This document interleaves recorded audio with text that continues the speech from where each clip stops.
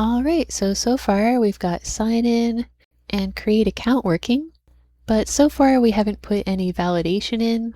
So if I put in no data, we're not getting any error messages. So we'll remedy that right now. We'll start off with backend validation. I'll open up login.view, and Inertia conveniently already gives us the error messages. We just have to call them. So right after the email input, we'll add an error. Div form.errors.email. After the password I, we'll add the password errors. So div form.errors.password. Save. And we'll just hit sign in here. Wow, we're getting errors. We've already got a style sheet for errors, and the class is called error. So we'll add that class. Class equals error. Class equals error. Save. There, that looks nicer. See how that is moving the lines down? See? So we'll just open up that errors CSS file, and we'll give it a height. Save. Refresh.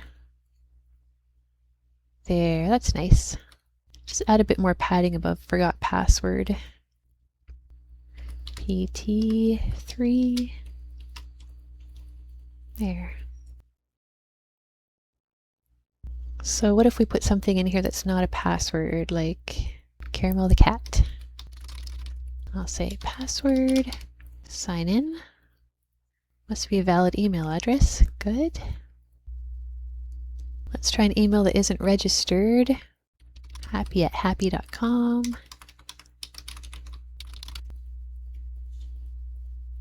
Incorrect username or password.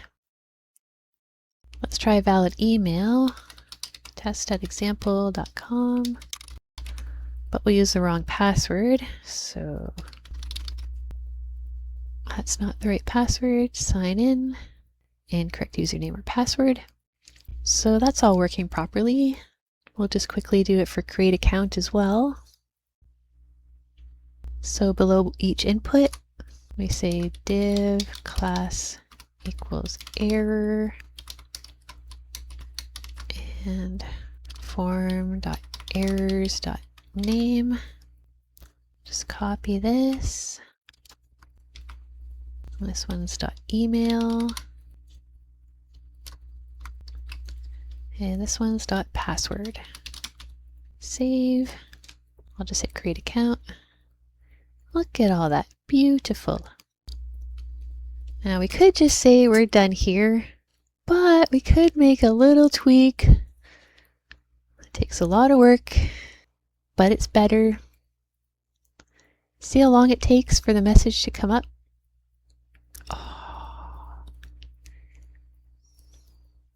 Web pages these days are instant. The message comes up right away as soon as you click that button. So we're going to set up validation in the front end. Now if you've been with me so far, you'll know we've set up front end validation for our CRUD form. And we have this composable validation.js file. You can find the starting code on my GitHub page. We'll just modify this to include validation for sign in and create account. So it's already checking the description for our create to do. We're also going to get it to check the name, email, and password. So name, email, password. And we're going to get it to check in the front end if it's a valid email format. So we're going to say const is email equals value. And I'm just going to paste this in. ChatGPT made it for me. It made this whole file for me. And I'm also just going to paste in these rules. So we'll add rules for each of the fields. So name, email, password. And that should be it. In the future, if you have any other fields to validate in the front end, you can modify this file this way. Okay. And we're going to be able to call these functions in our view file after we import this file. So we'll start with login.view, And we'll import that composable.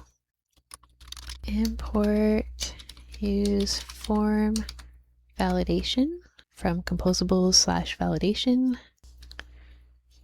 And then we'll say const errors, validate field, validate form, clear error equals use form validation. And we'll modify our login function. Wrap this in curly brackets. Call it function. And if not validate form. And we have to say form, email, password. So if it doesn't validate the form, we say return. Otherwise, it'll post it to /login. And we'll add the front end errors. And we call them by saying errors.email and errors.password.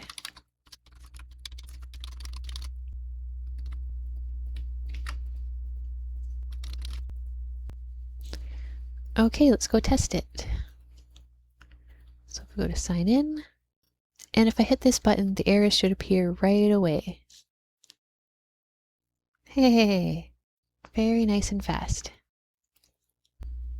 But it has this annoying thing where the error doesn't get cleared out. So we'll add @focus to the input. I'll just clean it up here. And we'll say @focus equals clear error email. And we'll do the same for the password. Here's the input. @focus equals clear error password. Save. Generate the errors. There we go. All right. And we can also get it to validate @blur. So if we add something that's not a valid email address, we can get it to say, please enter a valid email. So we'll add @blur equals validate field email. And we also have to say form here. And we'll do the same thing for the password. @blur equals validate field, password, form.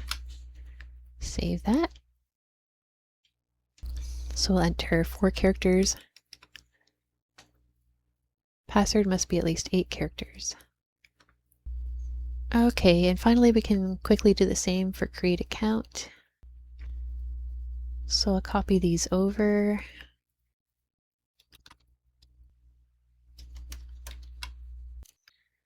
And we'll put in the errors. Alt-click. And we'll say errors.name.email and .password. And we'll add the @blurs and @focuses.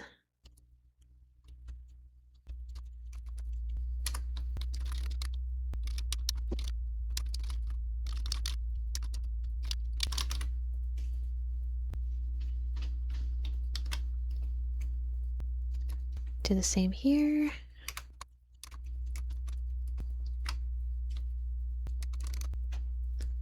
This is email.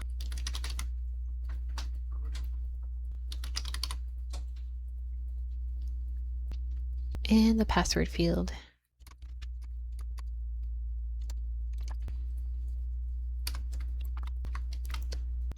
Clear error password. And validate field password. And we also have to get it to validate before it sends it to the backend. So we'll modify this function. So we're going to say function, create account. We say if not validate form, and we enter the fields it's checking. So name, email password, and it will return. It won't go ahead to post it. And let's check it out. It should appear here quickly. Yep, there we go. And if we click here, the message should go away. Yay! But it's still validating at blur. And it's super fast. Alright, so that's it for form validation. Next, we'll start on the very last thing, which is forgot password. Right now, it doesn't do anything. We'll get that working. And there's quite a few little things we gotta do to get that working. So we'll see you in the next video. And I'll just push this to GitHub.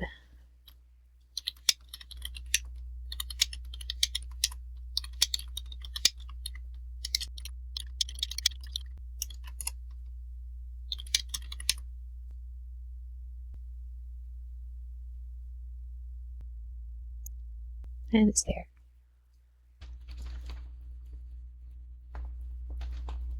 Okay, stop it, stop it. Stop it. Stop it! Hey. Kitty. Quit it. Kitty, stop it. Stop.